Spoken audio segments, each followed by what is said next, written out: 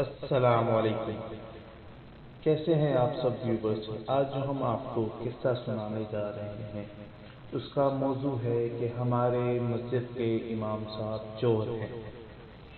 بڑا عجیب سا لگتا ہے یہ موضوع، لیکن جب آپ اس کو کمپلیٹ سنیں گے تو آپ کو پتہ چلے گا کہ یہ موضوع کیوں ہے۔ افریقہ کے ایک شہر میں ایک بہت ہی عمدہ، بہت ہی نفیس حافظ قرآن اور علم شریعت کے ماہر ایک مسجد میں امام صاحب تھے جو کہ بہت ہی اچھے اخلاق کے مالک تھے۔ رمضان کے دن تھے، سب امام صاحب کو اپنے گھر میں مدعو کر رہے تھے افطاری کے لیے۔ ایک وہاں پہ فیملی تھی جنہوں نے سوچا کہ ہمیں بھی امام صاحب کو اپنے گھر مدعو کرنا چاہیے، اور انہوں نے امام صاحب کو افطاری کی دعوت دی جو کہ انہوں نے قبول کی۔ امام صاحب جس دن ان کے گھر افطاری کے لیے گئے، انہوں نے بہت ہی اہتمام کیا ہوا تھا۔ انہوں نے امام صاحب کو اپنے ڈرائنگ روم میں بٹھایا، بہت آؤ کی اور بہت ہی اچھے طریقے سے انہیں افطاری کروائی۔ بہت اچھے اخلاق سے ملے ان سے، بہت اچھے اخلاق سے پیش آئے۔ جیسے ہی افطاری کا سارا عمل مکمل ہوا، نماز عشاء سے پہلے امام صاحب نے اجازت لی اور وہ رخصت ہو گئے۔ ان کے رخصت ہونے کے بعد بیوی نے شوہر سے کہا کہ میں نے کچھ پیسے ڈرائنگ روم میں رکھے تھے، کیا آپ نے وہ اٹھائے ہیں؟ اس نے کہا نہیں، میں نے نہیں دیکھے۔ انہوں نے کہا کہ ہمارا بچہ تو ہے چھوٹا جو کہ جھولے میں ہوتا ہے، وہ آ کے اٹھا نہیں سکتا۔ تو یہاں تو صرف امام صاحب آئے تھے۔ اب ان کے ذہن میں یہ آیا کہ وہ پیسے امام صاحب نے اٹھا لیے ہیں۔ اب وہ اس میں کشمکش میں تھے کہ اب کیا کریں، امام صاحب سے پوچھیں کہ نہ پوچھیں۔ اس نے اپنی بیوی سے کہا کہ مجھے آپ وقت دو، میں امام صاحب سے پتہ کرتا ہوں۔ دن گزرتے گئے اور سلسلہ چلتا گیا۔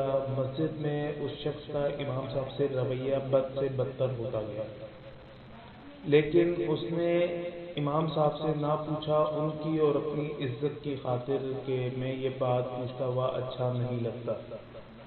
امام صاحب نے کافی کوشش کی ان سے ملنے کی، بات کرنے کی، ان سے پوچھنے کی کہ کیا مسئلہ ہے، کیا وہ کسی پریشانی میں مبتلا ہیں، لیکن اس شخص نے کوئی اس طرح کی بات امام صاحب سے نہ کی۔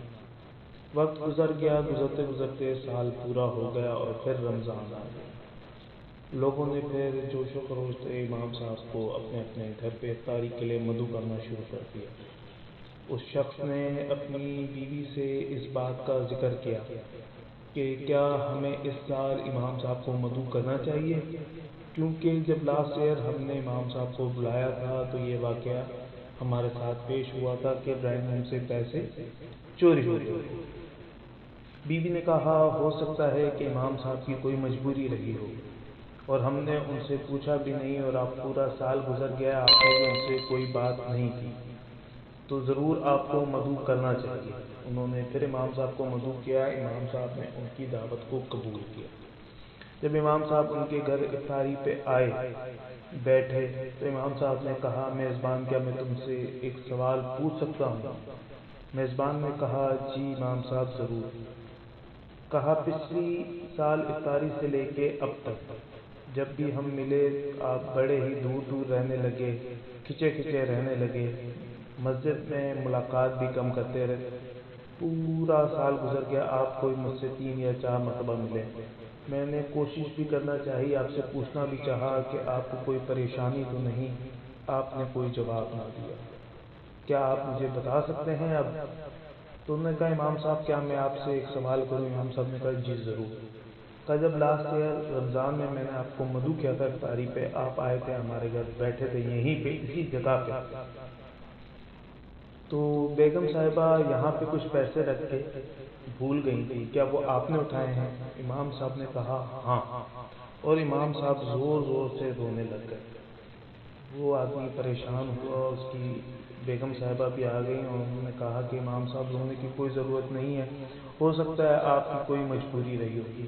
امام صاحب کہہ رہے ہیں میں اس وجہ سے نہیں رو رہا، میں اس وجہ سے رو رہا ہوں کہ پچھلی رمضان سے لے کے اس رمضان تک نہ آپ نے نہ آپ کے شوہر نے قرآن پاک کو نہیں کھولا۔ اس دن بہت تیز ہوا چل رہی تھی تو میں نے کہا یہ پیسے اڑ جائیں گے، آگے پیچھے ہو جائیں گے اور یہاں پہ رکھنے کی اور کوئی جگہ نہ تھی۔ تو جب میں نے قرآن پاک دیکھا تو میں نے اس کو قرآن پاک کے اندر محفوظ کر دیا کہ آپ الحمدللہ نمازی ہیں، روز قرآن پاک پڑھتے ہوں گے، جب آپ قرآن پاک کھولیں گے تو آپ کی چیز، آپ کی امانت آپ کے سامنے ہوگی۔ تو وہ دونوں بہت شرمندہ ہوئے، امام صاحب بہت افسردہ ہوئے، رونے لگے، گریہ کرنے لگے اور ان سے اجازت لی اور بغیر افطاری کے وہاں سے چلے گئے۔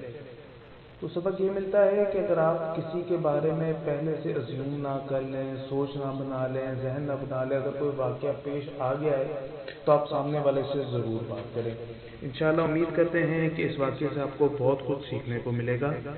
اسی کے ساتھ ہمیں اجازت دیجیے، ہمارے چینل کو لائک کریں، شیئر کریں اور سبسکرائب کریں۔ تھینک یو ویری مچ، اپنی دعاؤں میں یاد رکھیے۔ اللہ حافظ۔